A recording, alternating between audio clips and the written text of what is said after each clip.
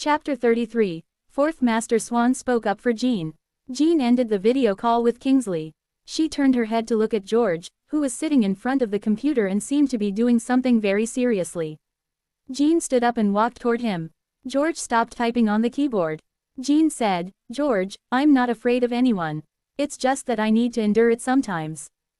George bit his lip. "I don't want to see you get hurt." That was why he had complained to Kingsley. Jean patted George's little head. "When the time is right, I'll take even more drastic measures to get it back." "Okay." George nodded hard. Jean did not say anything more. She did not want to waste time on unnecessary things. She looked at George's computer screen. "How long will the loan be due?" "Tomorrow." "Okay." The corners of Jean's mouth curled up. It was time for the locks to end. Jean turned around and was about to take out her phone when she realized that her phone had been smashed by Thegis. She was not used to not having a phone. At this moment, someone suddenly knocked on the door. "Eldest young lady." Jean opened the door. "Eldest young lady, Master wants you and Little Master to go downstairs for dinner," the servant said respectfully.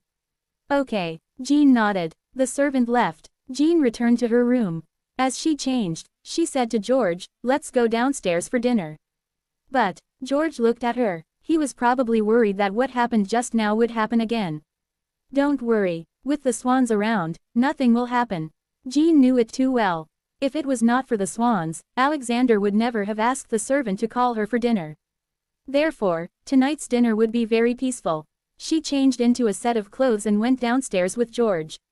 In the hall downstairs, she could hear Alexander and Eden's father, Henry, talking and laughing from afar. They seemed unusually harmonious. Jean held George's hand and went over. At this moment, Alexander also called out to the swans, "In-laws, Fourth Master Swan, let's have a casual meal together." Jean was not quite sure why Fourth Master Swan was still here. In fact, it had nothing to do with her. She was just a little surprised. It was rumored that Fourth Master Swan hated social events the most. Even so, in the past few days, Fourth Master Swan seemed to be very free. Everyone walked into the luxurious hall of the Lawrence residence.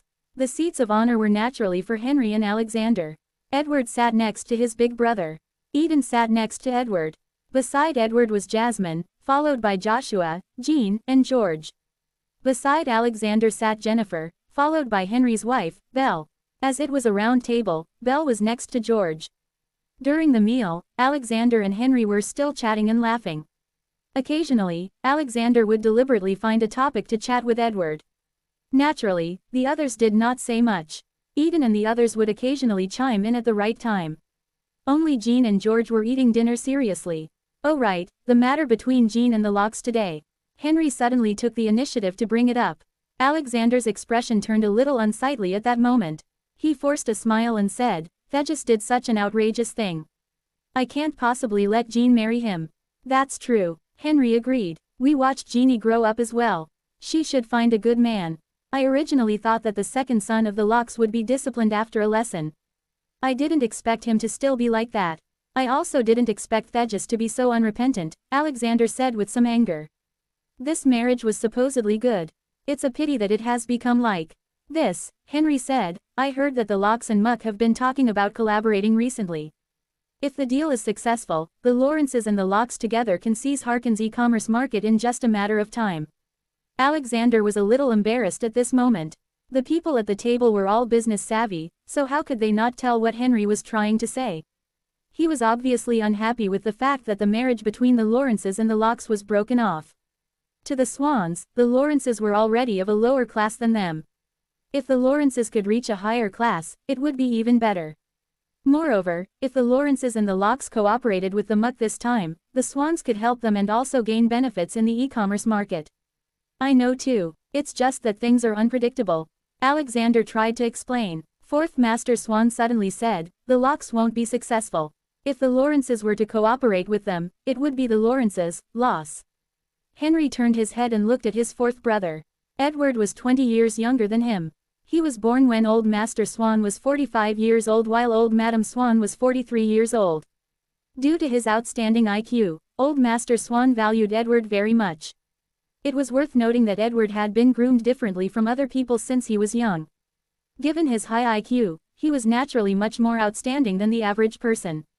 Once he reached adulthood, old Master Swan entrusted all the matters of the swans to him to take care of. Of course, this caused the other brothers to be dissatisfied, but because of Edward's ability, they had no choice but to accept it. In these years, although he was the youngest, he was the one who had the most say in the family apart from old Master Swan. No matter how capable Damien is, his thoughts are stubborn and old-fashioned. He can't keep up with the development of the current market.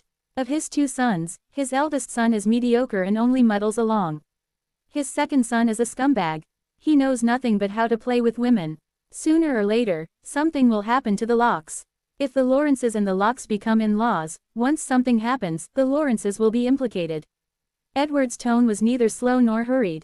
There was a kind of majesty that could not be refuted. Jean made the right move by taking advantage of this incident to reasonably break off the engagement with the Locks. I think so too. Alexander quickly followed Edward's words and gave himself a way out.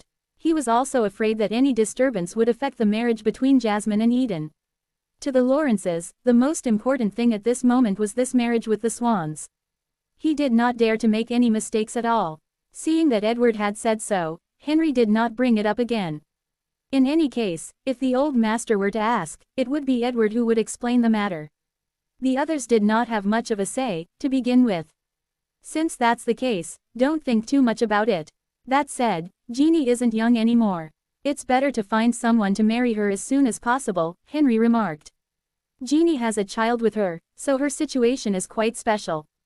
As her father, of course, I'll try my best to find a good man for her. Parents tend to worry about their children indeed. Henry echoed. Ellipsis. The meal was rather enjoyable. After dinner, the Swans were not in a hurry to leave. They drank some wine during dinner, so Alexander served them some tea after that. Jean took George for a walk in the back garden. Usually, George spent too much time in the room. When he had the time, she would drag him out to exercise more, even if he did not like it. They walked a few rounds in the small garden that was a little dim.